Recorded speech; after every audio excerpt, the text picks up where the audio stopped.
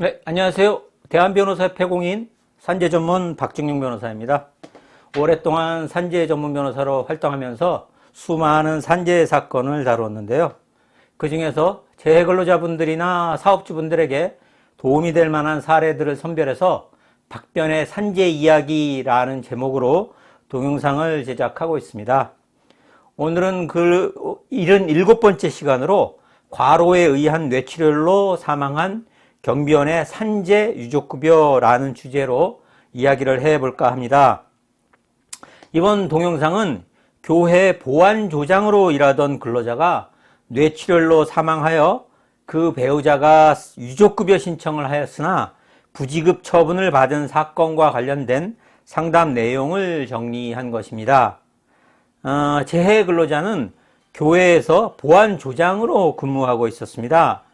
제자는 크리스마스 다음 날 교회에 출근하여 업무를 수행하던 중 두통과 오한 증세가 있어 10시경 조퇴를 하였으나 같은 날 20시 5분경 자택 안방에서 사망한 채로 발견되었습니다.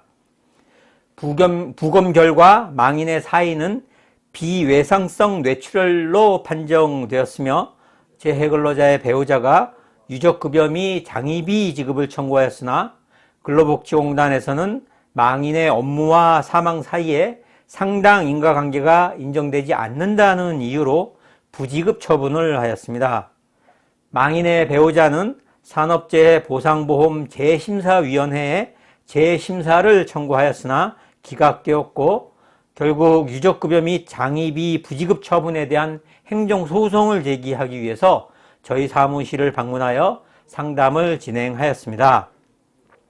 그 산재 행정소송 과정에서 사망 당시 망인의 건강 상태와 업무상의 스트레스 등 업무와 사망과의 인과관계가 인정될 수 있는 사안들을 찾아내 적극적으로 주장하였고 결국 행정법원으로부터 근로복지공단의 유족급여 부지급 처분을 취소하라는 판결을 받아낸 사안입니다.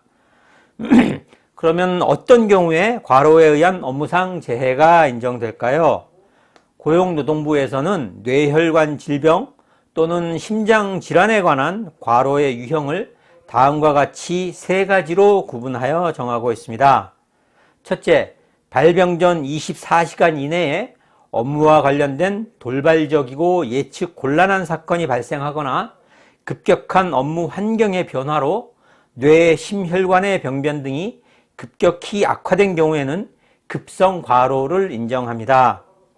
둘째, 발병 전 일주일 이내에 업무의 양이나 시간이 일상 업무보다 30% 이상 증가하거나 업무 강도, 책임 및 업무 환경 등이 유사 업무를 수행하는 동종 근로자라도 적응하기 어려울 정도로 바뀐 경우에는 단기 과로를 인정합니다.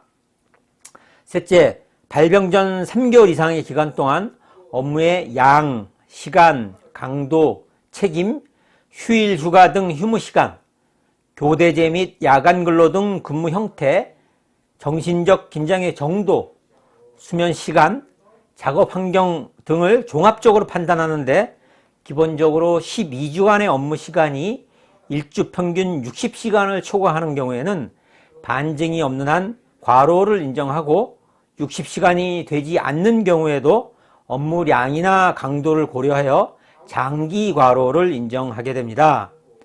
따라서 재해자의 근무 내역을 조사해서 위 세 가지 경우 중에 하나라도 해당되면 업무상 과로가 인정될 수 있습니다. 그러면 상당 인과관계가 인정되지 않는다는 이유로 불승인 처분을 받은 경우 행정소송을 하면 승소 가능성이 있을까요?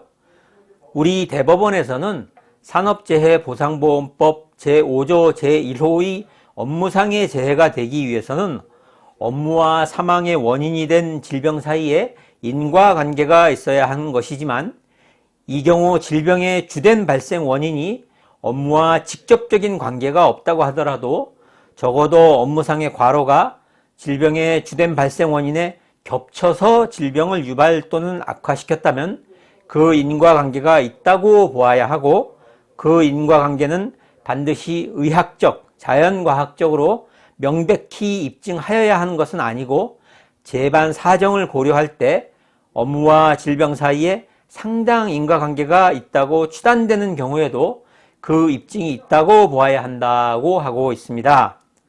따라서 망인이 쓰러질 당시 근무 환경 등을 검토해서 망인의 업무상 과로가 인정되고 이러한 업무상 과로와 신청 상병 사이에 인과관계가 있다는 점을 증명하면 행정소송에서 승소할 수 있습니다.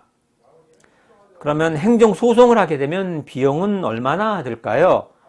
변호사 수임료는 사무실에 따라 다르지만 저희 법률사무소에서는 유족급여 부지급 처분 취소 소송의 1심 행정소송 수임료는 550만 원이고 승소하는 경우 근로복지공단으로부터 받게 되는 보험급여의 15%를 성공보수로 책정하고 있습니다.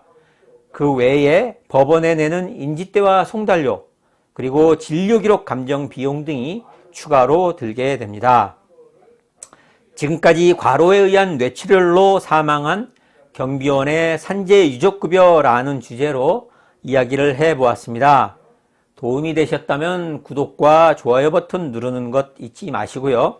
산재 행정소송 등과 관련해서 추가적으로 궁금하신 점 있으시면 상담 전화로 전화 주시기 바랍니다. 더 자세하게 상담해 드리도록 하겠습니다. 오늘은 여기까지입니다. 감사합니다.